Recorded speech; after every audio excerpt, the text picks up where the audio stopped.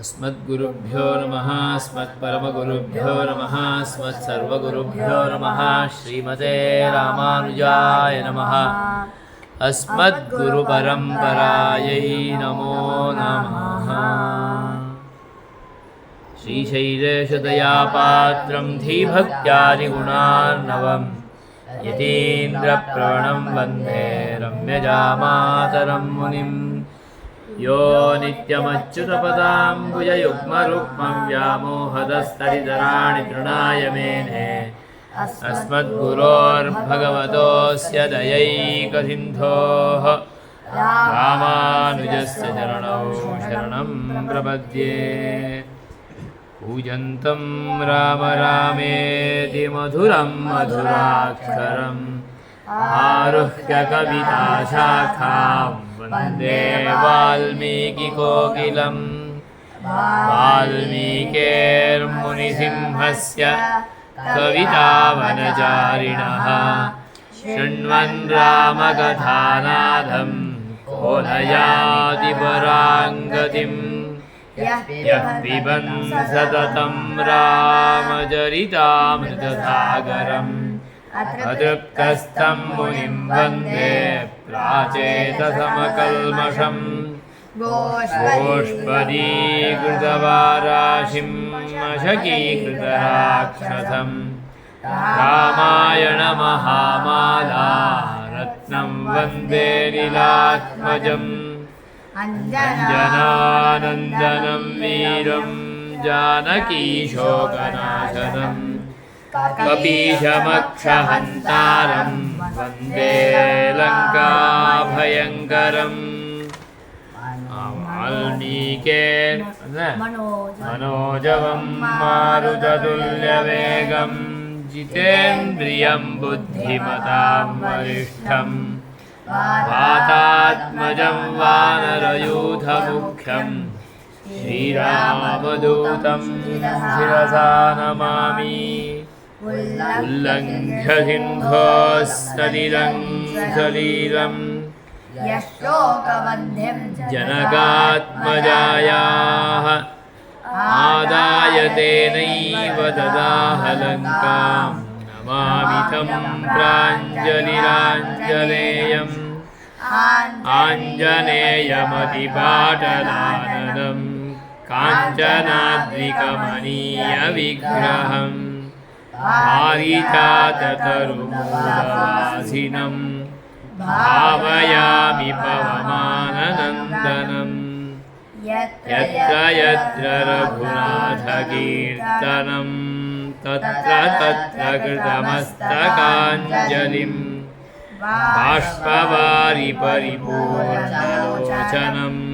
मारुतिं नमत राक्षसान्तकम्। वेदवेद्ये परे पुंसि जाते दशरथात्मजे वेदः प्राचेतसादासीत् साक्षात् रामायणात्मना। तदुपगतसमाससन्धियोगं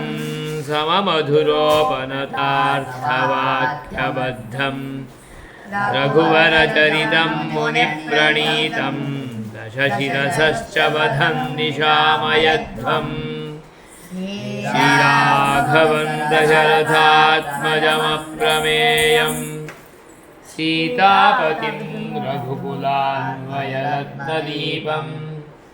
आजानुबाहुमरविन्ददलायताक्षं रामं निशाचरविनाशकरं नमामि। वैदेही सहितं सुरद्रुमतले हैमे महामण्डपे मध्ये पुष्पकमासने अग्रे वाजयति प्रभञ्जनसुते सत्त्वं मुनिभ्यः परं तत्त्वं मुनिभ्यः परम्। व्याख्यान्तं भरतादिभिः परिवृतं रामं भजे श्यामलम्। तपस्वाध्याय तपस्वी वाग्विदाम्बरं नारदं परिपप्रच्छ वाल्मीकिर्मुनिपुङ्गवम् कोऽन्वस्मिन् साम्प्रतं लोके गुणवान् कश्च वीर्यवान् धर्मज्ञश्च कृतज्ञश्च सत्यवाक्यो दृढव्रतः चारित्रेण जगो युक्तो सर्वभूतेषु गोहितः विद्वान् कः समर्थश्च कश्चैष प्रियदर्शनः आत्मवान् को जितक्रोधो द्युतिमान् को न सूयकः कस्य बिभ्यति देवाश्च जातरोगस्य संयुगे एतदिच्छाम्यहं श्रोतुं परं कौतूहलं हि मे महर्षे त्वं समर्थोऽसि ज्ञातुमेवं विधं नरम् श्रुत्वा चैतत्त्रिलोकज्ञो वाल्मीकिर्नारदो वचः श्रूयतामिति चामन्त्र्य वाक्यमब्रवीत् बहवो दुर्लभाश्चेते ये त्वया कीर्तिता गुणाः मुने वक्ष्याम्यहं बुद्ध्वा तैर्युक्तः श्रूयतां नरः इक्ष्वाकुवंशप्रभवो रामो नाम जनैः श्रुतः नियतात्मा महावीर्यो धृतिमान् वशी बुद्धिमान् नीतिमान् वाग्मी श्रीमान् शत्रुनिवर्हणः विपुलांसो महाबाहुः खम्बुग्रीवो महाहनुः महोरस्को महेश्वासो गूढजत्रुररिन्दमः आजानुबाहुः सुशिराः सुललाटः सुविक्रमः। इतना हुआ ना? और आगे तक समस संता इतना ही हुआ ना? मोबाइल से दर्शन तक करी थी हमने आगे आगे हुआ? हाँ गुरुजी हो गई। क्या भैया नहीं हुआ गुरुजी? क्या गुरुजी ने करवाई है? नहीं हुआ वो। समविभक्तांगः स्निग्धवर्णः प्रतापवान् पीनवक्षा विशालाक्षः लक्ष्मीवाञ्छुभलक्षणः धर्मज्ञः सत्यसन्धश्च प्रजानां च हिते रतः यशस्वी ज्ञानसम्पन्नः शुचिर्वश्यः समाधिमान् प्रजापतिसमः श्रीमान् दातारिपुनिषूदनः रक्षिता जीवलोकस्य धर्मस्य परिरक्षिता रक्षिता स्वस्य धर्मस्य स्वजनस्य च रक्षिता वेदाङ्गतत्त्वज्ञो धनुर्वेदे च निष्ठितः सर्वशास्त्रार्थतत्त्वज्ञः स्मृतिमान् प्रतिभानवान् सर्वलोकप्रियः साधुः अधीनात्मा विचक्षणः सर्वदाभिगतः सद्भिः समुद्र इव सिन्धुभिः आर्यः सर्वसमश्चैव सतैव प्रियदर्शनः स च सर्वगुणोपेतः कौसल्यानन्दवर्धनः समुद्र इव गाम्भीर्ये धैर्येण हिमवानिव विष्णुना सदृशो वीर्ये सोमवत्प्रियदर्शनः कालाग्निसदृशः क्रोधे क्षमया पृथिवी समः धनदेन समस्त्यागे सत्ये धर्मैवापरः तमेवं गुणसम्पन्नं रामं सत्यपराक्रमम् ज्येष्ठं श्रेष्ठगुणैर्युक्तं प्रियं दशरथस्तुतं प्रकृतीनां हितैर्युक्तं प्रकृतिप्रियकाम्यया यौवराज्येन संयोक्तुम् ऐच्छत्प्रीत्या महीपतिः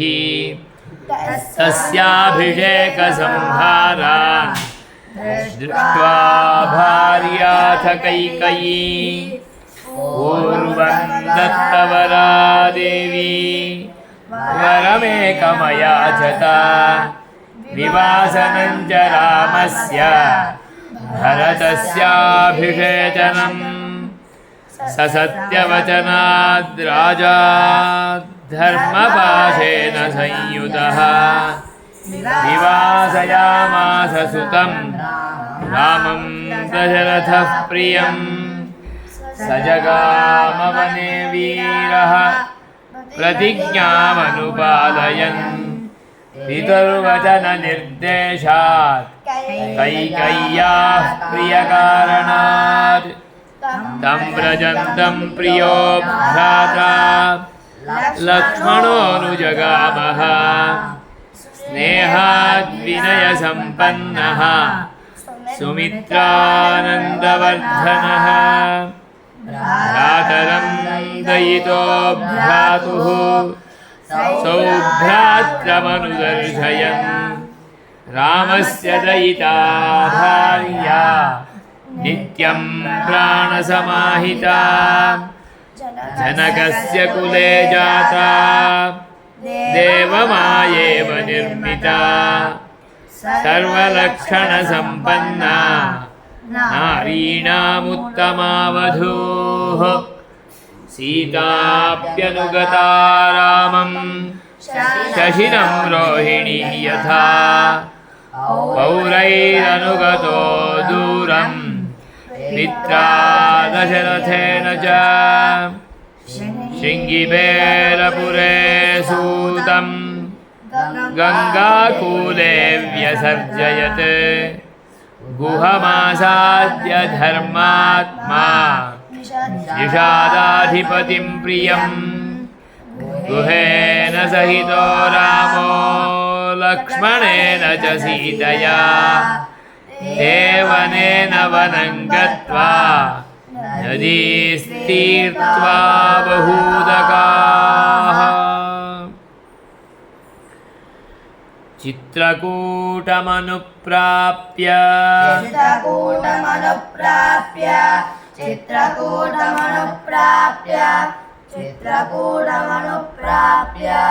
भरद्वाजस्य शासनात्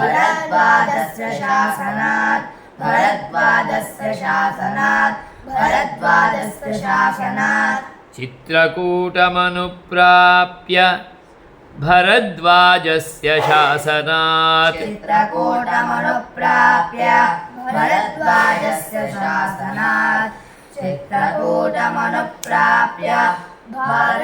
भरद्वाजस्य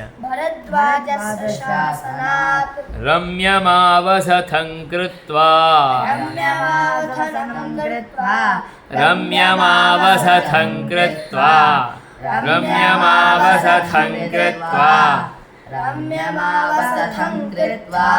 रममाणा वनेत्रयः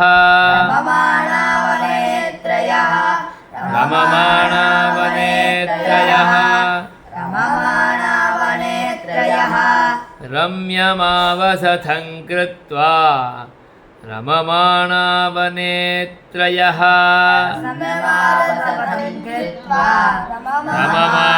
वनेत्रयः रम्यमावसथं कृत्वा रममाणा वनेत्रयः देवगन्धर्वसङ्काशाः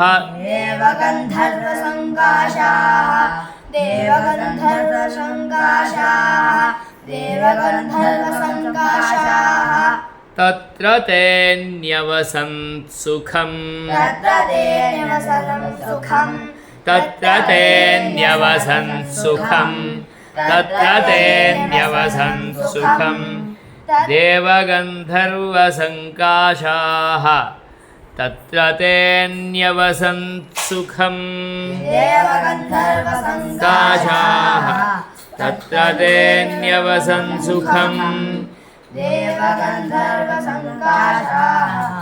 तत्र ते निवसनं सुखम् चित्रकूटं गते रामे चित्रकूटं गते रामे चित्रकूटं गते रामे चित्रकूटं गते रामे पुत्रशोकातुरस्तथा पुरस्तथा पुत्रशोकातुरस्तथा पुत्रशोकातुरस्तथा चित्रकूटं गते रामे पुत्रशोकातुरस्तथा गते रामे पुत्रशोकातुरस्तथा चित्रकूटं गते रामे पुत्रशोकातुरस्तथा चित्रकूटं गते रामे पुत्रशोकातुरस्तथा पुत्रशोकातुरस्तथा पुत्रशोकातुरस्तथा पुत्रशोकातुरस्तथा राजा दशरथः स्वर्गे राजा दशरथः स्वर्गे राजा दशरथः स्वर्गे राजा दशरथः स्वर्गे जगाम विलपन् सुतम् जगाम विलपन् सुतम् जगाम विलपन् सुतम् जगाम विलपन् सुतम् राजा दशरथः स्वर्गे जगाम विलपन् सुतम् राजा दशरथः स्वर्गे जगाम विलपन् सुतम् राजा दशरथः स्वर्गे जगाम विलपन् सुतम् राजा दशरथः स्वर्गे जगाम विलपन् सुतम् सूते मृते तु तस्मिन् भरतो मृते तु तस्मिन् भरतो मृते तु तस्मिन् भरतो मृते तु तस्मिन् भरतो वसिष्ठप्रमुखैर्द्विजैः प्रमुखैर्द्विजैः वसिष्ठप्रमुखैर्द्विजैः वसिष्ठप्रमुखैर्द्विजैः मृते तु तस्मिन् भरतो वसिष्ठप्रमुखैर्द्विजैः मृते तु तस्मिन् भरतो वसिष्ठप्रमुखैर्द्विजैः मृते तु तस्मिन् भरतो वसिष्ठप्रमुखैर्द्विजैः मृते तु तस्मिन् भरतो वसिष्ठप्रमुखैर्द्विजैः नियुज्यमानो राज्याय नियुज्यमानो राज्याय नियुज्यमानो राज्याय नियुज्यमानो राज्याय नैच्छद्राज्यं महाबलः नैच्छद्राज्यं राज्यं महाबलः नैच्छद्राज्यं महाबलः नैच्छद्राज्यं महाबलः नियुज्यमानो राज्याय नैच्छद्राज्यं महाबलः नियुज्यमानो राज्याय नैच्छद्राज्यं महाबलः नियुज्यमानो राज्याय नैच्छद्राज्यं महाबलः नियुज्यमानो राज्याय नैच्छद्राज्यं महाबलः स जगाम वनं वीरो सजगामवनं वीर्यो वनं वीरो सजगामवनं स जगाम देखो वहाँ स जगाम वनं वीरो सजगामवनं वीरो सजगामवनं वीरो सजगामवनं वीरो रामपादप्रसादकः रामपादप्रसादकः रामपादप्रसादकः रामपादप्रसादकः गत्वा तु सुमहात्मानं गत्वा तु सुमहात्मानं गत्वा तु सुमहात्मानं गत्वा तु समहात्मानं सुमहात्मानं सुमहात्मानं रामं सत्यपराक्रमं रामं सत्यपराक्रमं रामं सत्यपराक्रमं रामं सत्यपराक्रमम् अयाचद् भ्रातरं रामम् अयाचद् भ्रातरं रामम् अयाचद् भ्रातरं रामम् अयाचद् भ्रातरं रामम् आर्यभावपुरस्कृतः पुरस्कृतः आर्यभावपुरस्कृतः आर्यभावपुरस्कृतः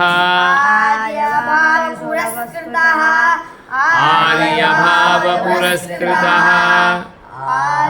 आर्यभावपुरस्कृतः अयाचद् भ्रातरं रामम् आर्यभावपुरस्कृतः अयाचद् भ्रातरं रामम् आर्यभावपुरस्कृतः अयाचद् भ्रातरं रामम् आर्यभावपुरस्कृतः अयाचद् भ्रातरं रामम् आर्यभावपुरस्कृतः त्वमेव राजा धर्मज्ञ त्वमेव राजा धर्मज्ञ त्वमेव राजा धर्मज्ञ त्वमेव राजा धर्मज्ञ इति रामं वचोब्रवीत् रामं वचोब्रवीत् इति रामं वचोब्रवीत् इति रामं वचोब्रवीत् रामोऽपि परमोदारः रामोऽपि परोदारः रामोऽपि परोदारः रामोऽपि परमोदारः रामोऽपि परोदारः रामोऽपि परोदारः सुमुखः सुमहायशः सुमुखः सुमहायशः सुमुखः सुमहायशः सुमुखः सुमहायशाः न चैच्छत् पितुरादेशाम् पितुरादेशात् न चैच्छत् पितुरादेशात् न चैच्छत् पितुरादेशात् राज्यं रामो महाबलः रामो महाबलः राज्यं रामो महाबलः राज्यं रामो महाबलः पादुके चास्य राज्याय पादुके चास्य राज्याय पादुके चास्य राज्याय पादुके चास्य राज्याय न्यासं दत्त्वा पुनः पुनः न्यासं गत्वा पुनः पुनः न्यासं गत्वा पुनः पुनः न्यासं दत्त्वा दत्त्वा देखो वहाँ न्यासं दत्त्वा पुनः पुनः निवर्तयामास तदा निवर्तयामास तदा निवर्तयामास तदा निवर्तयामास तदा भरतं भरताग्रजः भरतं भरताग्रजः भरतं भरताग्रजः भरतं भरताग्रजः सकाममनवाप्यैव ममनवाप्यैव सकाममनवाप्यैव सकाममनवाप्यैव सकाममनवाप्यैव सकाममनवाप्यैव सकाममनवाप्यैव सकामो न वाप्यैव रामपादावुपस्पृशन् रामपादावुपस्पृशन् रामपादावुपस्पृशन् रामपादावुपस्पृशन् नन्दिग्रामे करोद्राज्यम् नन्दिग्रामे करोद्राज्यम् नन्दिग्रामे करोद्राज्यम् नन्दिग्रामे करोद्राज्यम् रामागमनकाङ्क्षया काङ्क्षया रामागमनकाङ्क्षया रामागमनकाङ्क्षया रामागमनकाङ्क्षया रामागमनकाङ्क्षया गमनकाङ्क्षया गते तु भरते श्रीमान् गते तु भरते श्रीमान् गते तु भरते श्रीमान् गते तु भरते श्रीमान् गते तु भरते श्रीमान् सत्यसन्धो जितेन्द्रियः सत्यसन्धो जितेन्द्रियः सत्यसन्धो जितेन्द्रियः सत्यसन्धो जितेन्द्रियः रामस्तु पुनरालक्ष्य रामस्तु पुनरालक्ष्य रामस्तु पुनरालक्ष्य रामस्तु पुनरालक्ष्य नागरस्य जनस्य च नागरस्य जनस्य नागरस्य जनस्य नागरस्य जनस्य च नागरस्य जनस्य च तत्रागमनमेकाग्रो तत्रागमनमेकाग्रो तत्रागमनमेकाग्रो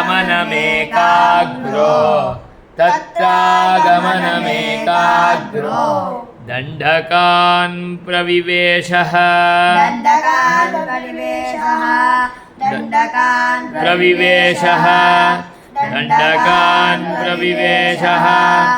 तत्रागमनमेकाग्रो दण्डकान् प्रविवेशः मेकाग्रो दण्डकान् प्रविवेशः तत्रागमनमेकाग्रो दण्डकान् प्रविवेशः तत्रागमनमेकाग्रो दण्डकान् प्रविवेशः श्रीरामचन्द्र परब्रह्मणे नमो नमः। ॐ